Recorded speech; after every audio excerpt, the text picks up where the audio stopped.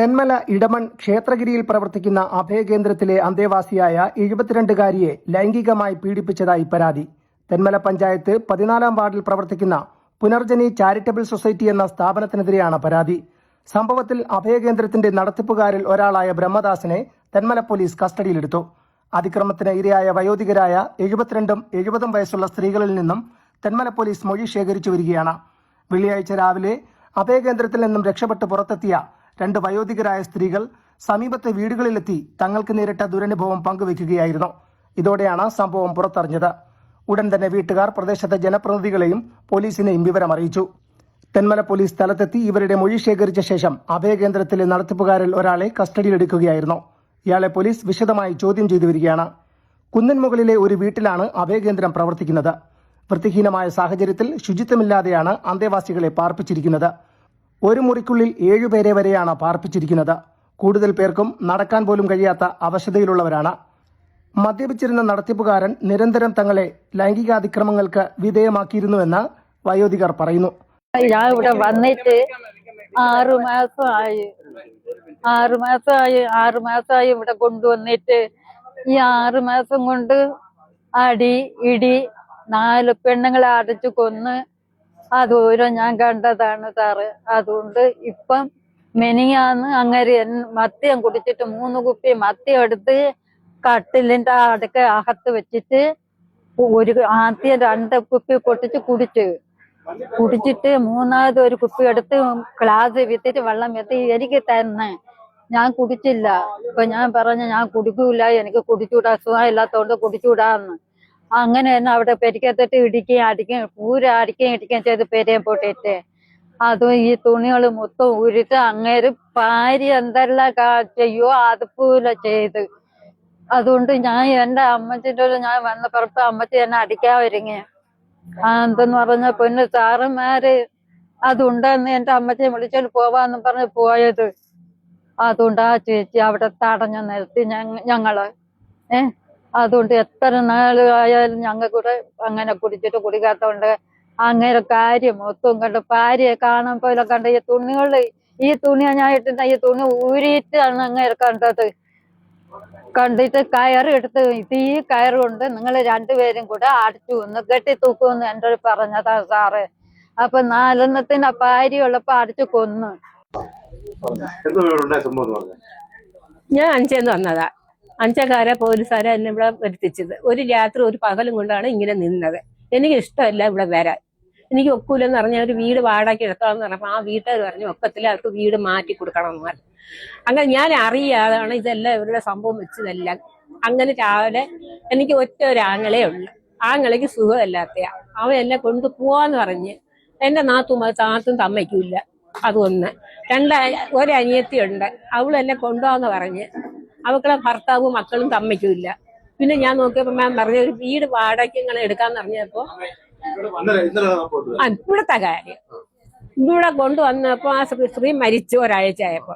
അന്നേരം ഈ സ്ത്രീ എന്നോട് പറഞ്ഞ അമ്മ ഇവിടെ നിൽക്കണ്ട, ഞാൻ മരിച്ചു പോയ ഇവിടെ പല ആളുകളും ഇവിടെ വരുമ്പം മണിക്കുട്ട ചാരായ വീട്ടി കുടിക്കും, ആളുകൾ ഇവിടെ വരുത്തും. അതുകൊണ്ട് അമ്മയ്ക്ക് ഒരു കാര്യം ചെയ്യും, അമ്മ ആരെങ്കിലും കൂടെ പറഞ്ഞ് അമ്മ ഇവിടെ നിന്ന് രക്ഷപ്പിടിക്കാൻ പറഞ്ഞു. എനിക്ക് അതില് ഒരുത്തൻ്റെ കൂടെ ഞാൻ പറഞ്ഞ് ഒരു കനം കുറഞ്ഞ ഒരു വെളുത്തൻ്റെ കൂടെ അവൻ ഈ വേറൊരു ഒരുത്തനുണ്ടല്ലോ അവന്റെ പേര് അവൻ്റെ കൂടെ പറഞ്ഞ് അവൻ അത് കേട്ടുകൊണ്ട് ഇവന്റെ കൂടെ പറഞ്ഞ് അന്ന് തൊട്ട് എൻ്റെ കൂടെ ശല്യ.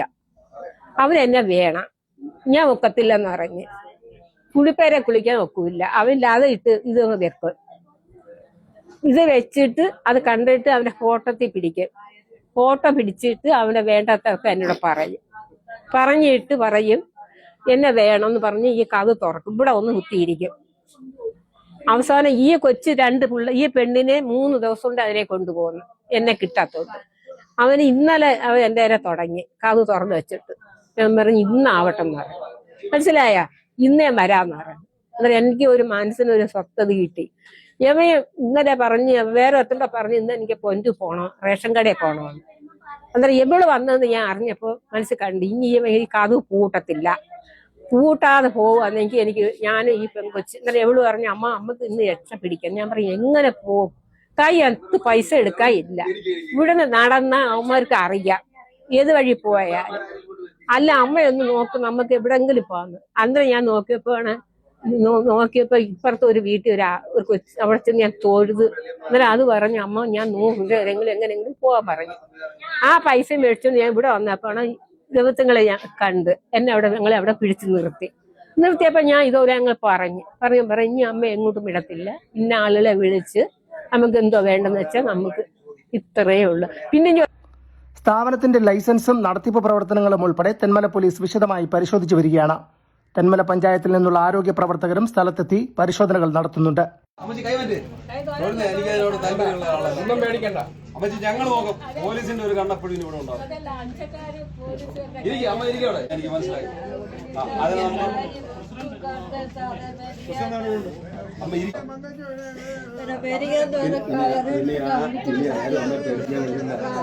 ഏകദേശം 10:40 ഇവിടെ പെയിന്റിങ്ങിന് വന്ന വെള്ളിമല സ്വദേശിയായ നോബിളാണ് എന്നെ ആദ്യം വിളിക്കുന്നത്.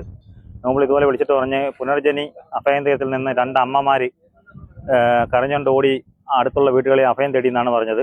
ഉടൻ തന്നെ ഞാൻ വണ്ടി എടുത്തുകൊണ്ട് ഇവിടെ വന്നപ്പോഴത്തേന് കരഞ്ഞുകൊണ്ടിരിക്കുന്ന 2 അമ്മമാരെയാണ് കാണുന്നത്. അവരോട് കാര്യം ചോദിച്ചപ്പോൾ അവർ നമുക്ക് വിശ്വസിക്കാൻ പറ്റാത്ത രീതിയിലുള്ള കാര്യങ്ങളാണ് പറയുന്നത്. എന്ന് വെച്ചാൽ നടക്കാത്ത കാര്യങ്ങളാണ് ഈ പുനർജനി അഭയകേന്ദ്രത്തിൽ നടന്നത്.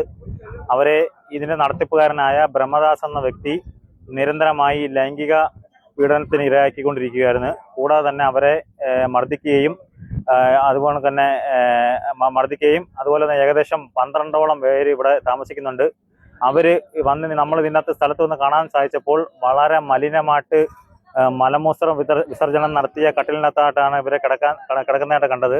ഇതിന്റെ 9 ആണുങ്ങളും 3 സ്ത്രീകളും ഉണ്ടായിരുന്നു. അതിൻ്റെ അകത്ത് ഈ 2 സ്ത്രീകളോടായിരുന്നു ഈ ബ്രഹ്മദാസ് എന്ന വ്യക്തി ഇവരെ ലൈംഗികമായി പീഡിപ്പിച്ചുകൊണ്ടിരുന്നത്. എന്താണ് രാവിലെ എന്നെ റിയാസ് ആണ് വിളിക്കുന്നത്. അതുപോലെ നമ്മുടെ പുനർജനി അഗതി മന്ദിരത്തിൽ ഒരു പ്രശ്നമുണ്ട്. അവര് പ്രായമായ സ്ത്രീകളെ അവർ ശാരീരികമായി ഉപദ്രവിക്കാൻ ശ്രമിക്കുന്നു എന്നുള്ള അറിവിലാണ് വന്നത്. അങ്ങനെ വന്നപ്പോൾ അമ്മമാർ പറയുന്നത് ഇതാണ്, അവരെ രാത്രി എടുത്തുകൊണ്ട് പോയി ശാരീരികമായി ഉപദ്രവിക്കാനും അവരെ വെള്ളം കൊടുത്ത് ശാരീരികമായി ഉപദ്രവിക്കുന്നുണ്ട്. രാത്രി 2 മണി 3 മണിയൊക്കെ ആയി അവരെ എടുത്തുകൊണ്ട് പോയി വേറെ റൂമിലാക്കി അവർക്ക് വെള്ളം കൊടുക്കുന്നത് അവർ തട്ടിക്കളയുമ്പോൾ അവരെ ശാരീരികമായി ഉപദ്രവിക്കുന്നുണ്ട്. എന്നിട്ട് അസഭ്യവാക്കൾ അവരോട് പറയുന്നുണ്ടെന്നാണ് അവർ പറഞ്ഞിരിക്കുന്നത്. അയൽക്കാരാണ് വിളിച്ചത്. ഇതുപോലെ 2 അമ്മമാർ ഇറങ്ങി വന്നിട്ടുണ്ട് അങ്ങനെ ഇവിടെ സ്ഥലത്തെത്തി അവരോട് കാര്യം തിരക്കിയപ്പോൾ അവരിതുപോലെ അവരെ ഉപദ്രവിക്കുകയാണ്, ശാരീരികമായിട്ടും മാനസികമായിട്ടും ലൈംഗികമായിട്ടും ഒക്കെ അവരെ ഉപദ്രവിക്കുക എന്നുള്ളതാണ് പറഞ്ഞത്.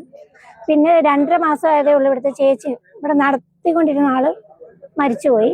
അന്നൊക്കെ ഇവിടെ വരുമ്പോഴൊന്നും ഇവിടെ ഇപ്പോൾ ഒരു 9 പേരോളം ആണുങ്ങളുണ്ട്, അവരൊന്നും ഇല്ലായിരുന്നു. അപ്പൊ ഞാൻ ഇന്ന് തിരക്കിയപ്പോൾ 10 ദിവസം ആയതേ ഉള്ളൂ അവരെത്തിയിട്ടെന്നാണ് പറഞ്ഞത്. മറ്റേ 4 പേരായിരുന്നു. അതിൽ ഒരമ്മച്ചി 6 മാസം മുമ്പ് മരിച്ചു. അവര് നമ്മളെ പാരിപ്പള്ളി ഉള്ളായിരുന്നു. അവരെ ബോഡിയൊക്കെ അവരെ ബന്ധുക്കൾ വന്ന് കൊണ്ടുപോയി.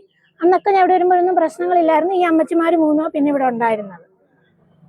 ഞാൻ അകത്ത് വേറൊരു അമ്മച്ചിയുണ്ട്, അവരോട് കാര്യം തിരക്കിയപ്പോഴും അവരെന്നോട് ഇങ്ങനെ ആംഗ്യ ഭാഷയിൽ പറഞ്ഞത് ഇതുപോലെ ഒരാൾ വന്ന് കള്ളു കൊടുത്ത് എടുത്തോണ്ട് പോയി എന്നൊക്കെയാ പറഞ്ഞത്. മറ്റേ സ്ത്രീകളും എന്നോട് അങ്ങനെ തന്നെയാണ് സംസാരിച്ചത്. Fox TV news, Punalur.